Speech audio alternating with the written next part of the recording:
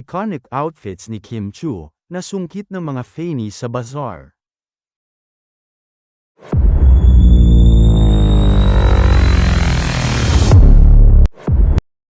Nagbunga ang puyat ng mga naunang pumila na Kimpolandia sa closet bazaar ni Kim Chiu dahil nakuha nila ang mga iconic outfit ng aktres na isinuot niya sa kanyang nakaraang mga serye. Isang fan ang nakasungkit ng outfit ni Kim na ginamit nito sa MediaCon ng What's Wrong with Secretary Kim.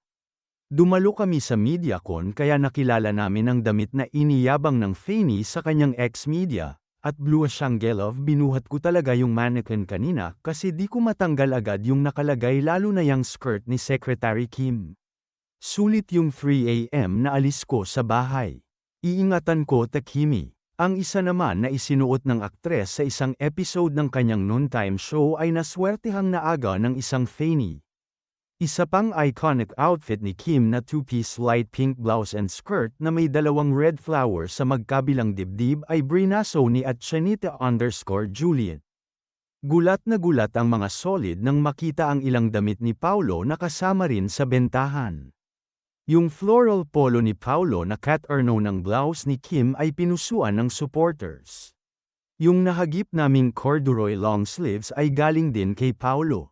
Malaki ang size at hindi gumagamit ng ganitong oversize polo si Kim. Naka-reserved na ito sa kaibigan naming si Lynette Huazon Obrace at ilan pang damit ni Kim. Meron ding para kina Marie Tisay Tablan na nasa Hong Kong. Collector's item ang mga damit ni Kim dahil may tag ito ng pangalan ni Kim. Samantala, maituturing na pinaka-successful sa lahat ng mga celebrity bazaar ang pre-loved selling ni Kim Chiu na nagsimula noong January 28. Bukod sa mahabang pila na nagsimula ng madaling araw pa lang, nalimas din ang unang batch ng mga damit ni Kim. May mga naiwan pang mga nakapila sa unang araw na wala nang nakuhang piraso ng items. At umabot na sa closing time. Dahil sa dami pa ng pila, nagtawag na ang team na hanggang 7 PM na lang ang bazaar. Wala na rin kasing may lalabas pang mga item. At ang nakakaloka pa, hindi kinaya ng GCash ang pasok ng pera sa account ni Kim. Ibig sabihin, sumuko na ang nasabing payment system sa dami ng mga bumili sa event. Posibleng lumagpas na sa balance limit na 500,000 pesos ang payment account ng event. Kami mismo na pumila rin ay na-experience sa hindi na pinapayagang magbayad sa GCash kaya kung hindi debit o credit card, cash payment na lang ang tatanggapin ng team ni Kim. Ang ending cash na lang ang ibinayad namin. Sabi nga ni Dondon Sermino na kasama naming pumila kahapon.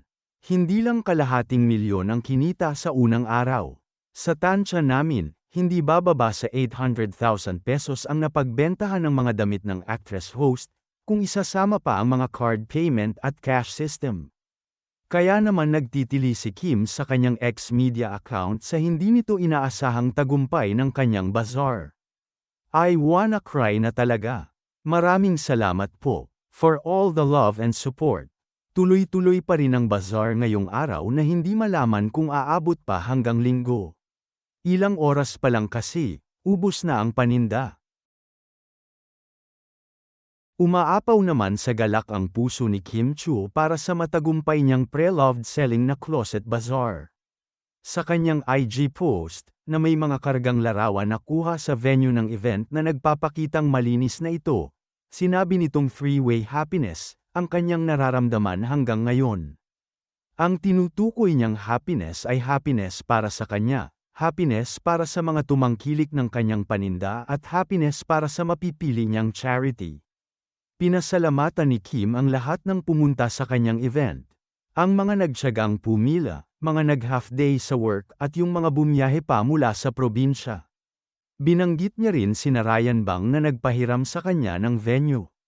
Si Vice Ganda na nagpadala ng ilang mga damit nito, at lalo na ang kanyang buong team na nagtrabaho sa bazaar. Hindi raw makapaniwala si Kim sa outcome ng pre-loved selling niya. Ang dapat sana'y ilang araw ay natapos ng 1.5 araw. To everyone who bought, supported, lined up, and shared this moment with me, thank you. Thank you from the bottom of my heart. Mahal na mahal ko kayo.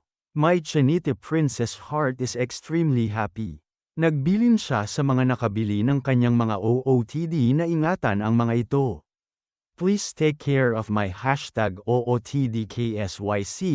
Samantala, nagsimula na namang magdilulo ang Kim Paulandia. Ipinagpalagay nila na ang pagbebenta ng ilang mga personal na gamit ni Kimi ay bilang paghahanda raw sa pagpapakasal nito kay Paolo Avellino. Sa kulturang Chinese raw, ang mga babae na handa nang magkaroon ng sariling pamilya ay dinidispatcha na ang mga personal na gamit. Gaya ng ipinamimigay o ibinebenta ang mga ito.